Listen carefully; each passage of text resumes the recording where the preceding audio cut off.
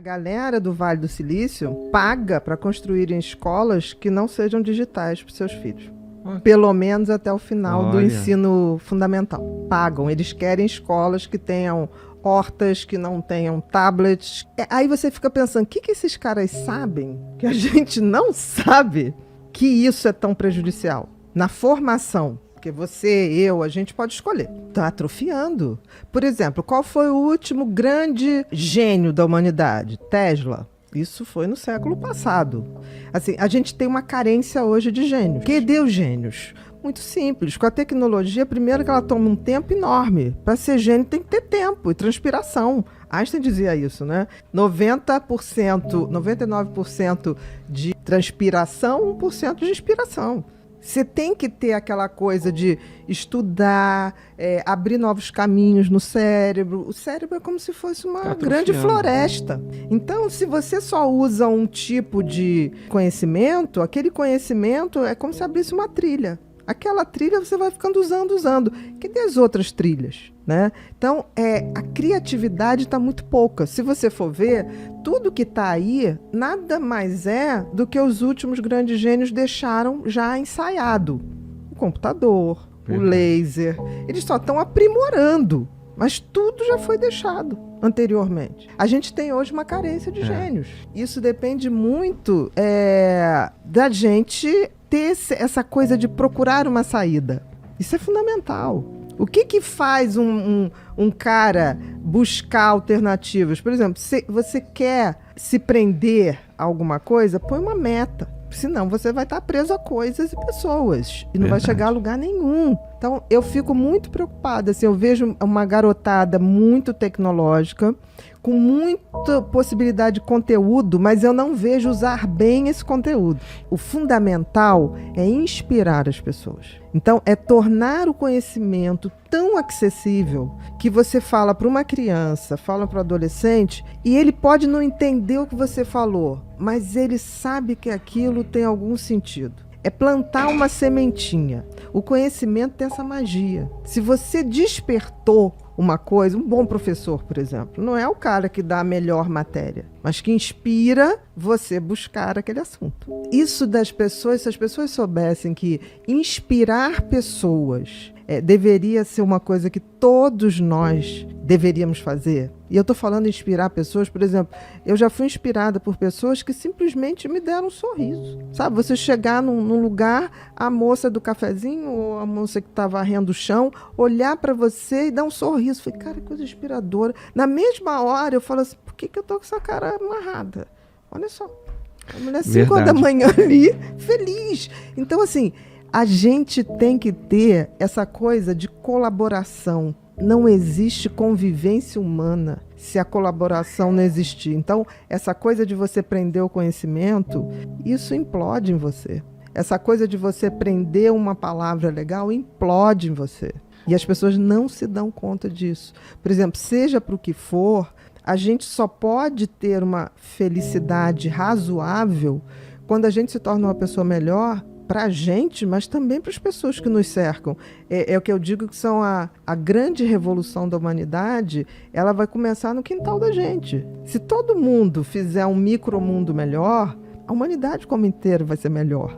A gente tem uma ilusão de que a gente comanda a natureza. Não, a gente faz parte dela. Não temos essa potência toda, não. Então, se a gente pensar bem, ser feliz é cumprir a missão de um ser humano. Qual é a missão de ser humano?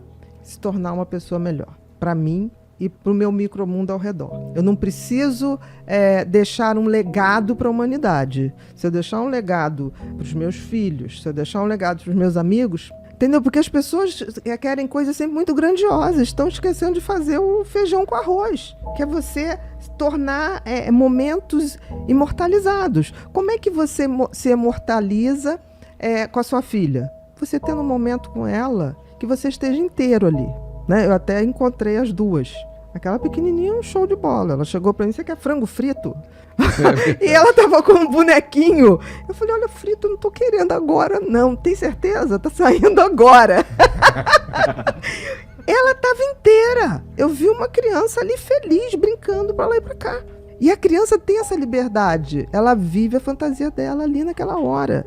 Então, se a gente for resumir, ser um ser humano, todo mundo nasce humano. Não tem jeito. É espécie.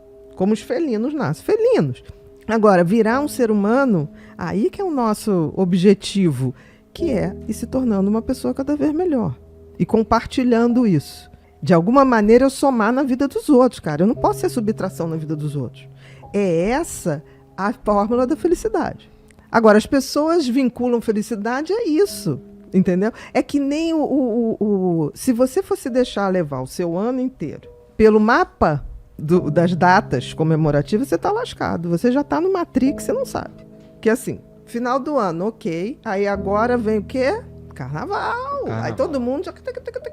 Aí depois do carnaval, acabou o carnaval já. Calendário Coelhinho social. da Páscoa. Vamos, coelhinho da Páscoa. Acabou festa junina. Aí depois festa julina. Dia das Mães, em maio. Aí depois dia dos Pais. Aí vem feriado de 7 de setembro. Aí vem... Que loucura é essa? Você está sendo 100% manipulado. A tua vida está na mão de pessoas que estão nem aí para você. E você acha que está indo na trajetória de ser feliz. Não, você está indo na trajetória de ser uma pessoa programada para dar lucro. A gente está num mundo que tem muita informação, mas não está tendo tempo dessas informações serem conectadas. Quando você vai mapeando, botando ali os pensamentos que vieram, tem uma coisa interessante que você materializa uma ideia, porque uma ideia é muito abstrato. Então ela pode se perder, porque outra virá rapidamente. Então você materializa, é tão interessante que se você bota ali e lê depois, ela já evoluiu um pouco mais. Ela mesmo, o teu cérebro vai abrindo caminhos, e se você deixar 15 dias e for conversar com o pessoal 15 dias, você já vai ter outra ideia daquilo tudo, e você já vai ouvir o que cada um vai dizer com uma sensação tipo assim, isso aqui. Isso, você amadurece, porque o cérebro, assim, as pessoas estão tão ansiosas que elas não dão tempo do amadurecimento. Que informação é informação. Conhecimento é o que o cérebro faz com as informações. E o que eu, como meu drone, começo a perceber o que ele está fazendo. E digo, não, dá para fazer melhor. Você é dono do seu cérebro. Ele não é uma máquina autônoma. E isso é revolucionário. Começa a materializar. Eu faço muito isso. Eu gasto uns... Eu tenho aqueles Moleskine, eu gasto uns 8 por ano. Bastante. E eu já vou para as reuniões assim, tá. Aí as pessoas pegam o meu caderno. Outro dia ele pegou um caderno. O que você quis dizer com nada, isso? Né? Aí eu falei, isso aí... Aí comecei a falar, eu falei, cara, eu estava pensando que aquele filme do Homem-Aranha falando da antimatéria, que, porra, a gente já lida com a antimatéria. Aí ele olhou para mim, Bia, que antimatéria? Eu falei, olha, é uma ficção, o SPECT, que é uma tomografia por emissão de pósitrons, é antimatéria. O pósitron é o elemento atômico contrário ao elétron, é o eletropositivo. Você simplesmente faz toda a formação de imagem a partir de você criar uma polaridade. Ela tá falando de um exame que a gente faz para ver o funcionamento cerebral.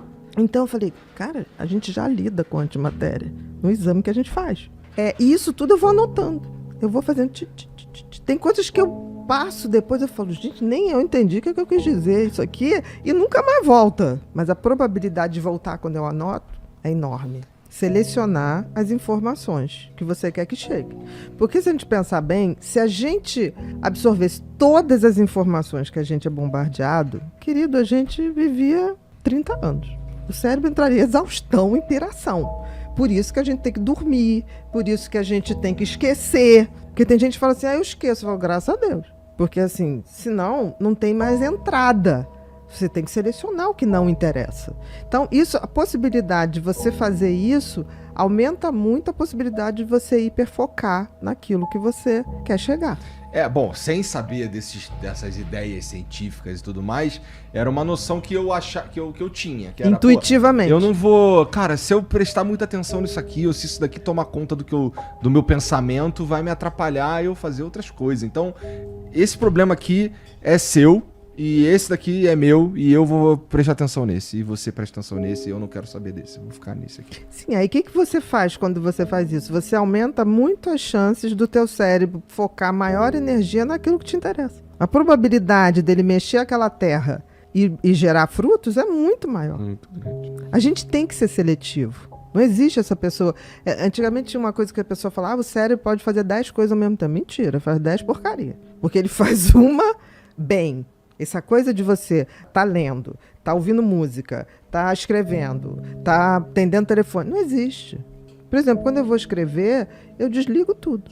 É uma rotina, assim, quase monástica. Esquece tudo. Deixa a aguinha. Pô, peraí, tu escreve aonde? Em casa. Mas no computador. Não, à mão. Eu escrevo à mão. Eu tenho uma velocidade de escrever à mão e tem uma outra coisa. Eu escrevo a bic. Não tô... são 9 bics no máximo. Entre 7 e 9, mais ou menos. Então, o que eu faço? Eu pego as folhas, numero. E aí, quando ele embala, eu vou jogando no chão. Aquilo fica o caos. Depois, eu junto aquilo tudo e mando para digitação. Por quê? Eu comecei a escrever em computador. Aí quando eu ficava assim, agora eu vou parar, pegar uma aguinha. Quando eu voltava, eu lia na tela para ver onde eu tinha parado. Aí começava a autocrítica. Nossa, esse negócio faz o menor sentido. Aí eu começava a censurar a coisa antes de brotar. Eu falei, não, isso não vai dar certo. E quando eu faço assim, jogo no chão, acabou. Eu só vou ver Ela vai numerando, o né? livro quando ele está pronto, já batido. Ninguém faz revisão antes. Porque aí eu vou falando, não, isso aqui é gordura, não, isso aqui já está bem claro aqui, isso aqui...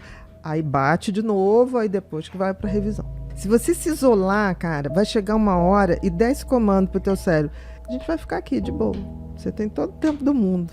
Na hora que o bicho liga, aí você vai passar de uma hora. Demora Porque aí um ele pouco, falou, mas depois você engrena. me estimulou. Agora eu tô rodando, senta aí. Então já aconteceu de eu ficar mais tempo e eu querendo levantar e o bicho... Tem mais coisa. Fica aí que agora eu vou falar.